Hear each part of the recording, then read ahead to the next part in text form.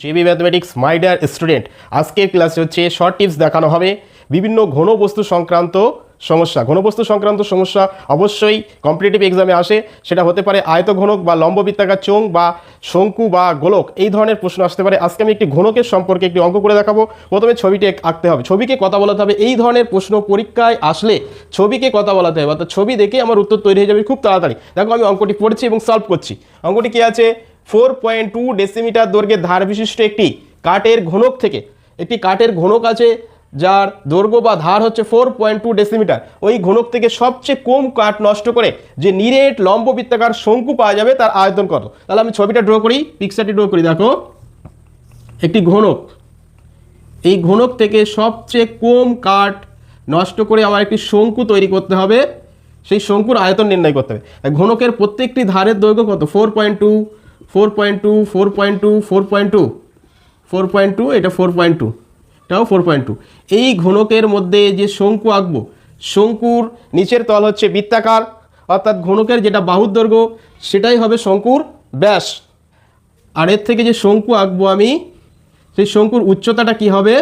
উচ্চতা হবে শঙ্কুর উচ্চতা হবে এই ঘনকের বাহুর দৈর্ঘ্য। এটাই হচ্ছে অঙ্কটির টিপস। তাহলে ঘনকে এই শঙ্কুর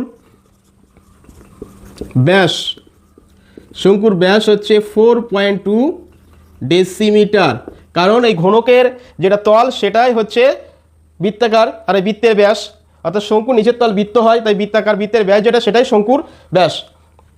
ব্যাসার্ধ 4.2/2, 2.1 ডেসিমিটার। উচ্চতা কি হবে?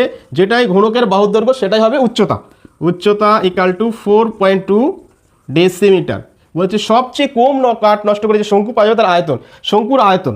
সুতরাং শঙ্কুর আয়তন, শঙ্কুর আয়তন 1/3 পাই আর স্কোয়ার এইচ ঘন একক। শঙ্কুর আয়তন নির্ণয়ের সূত্র 1/3 পাই আর স্কোয়ার এইচ ইকাল টু 1/3 পাই 22/7 আর হচ্ছে 2.1 তার স্কোয়ার, এইচ হচ্ছে 4.2 ঘন ডেসিমিটার। চলো 1/3 22/7 ইন্টু 2.1 ইন্টু 2.1 ইন্টু 4.2,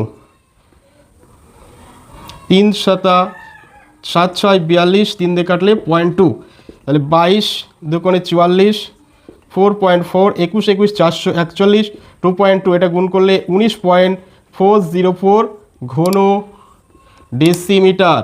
অর্থাৎ শঙ্কুটির আয়তন হচ্ছে 19.404 ডেসিমিটার।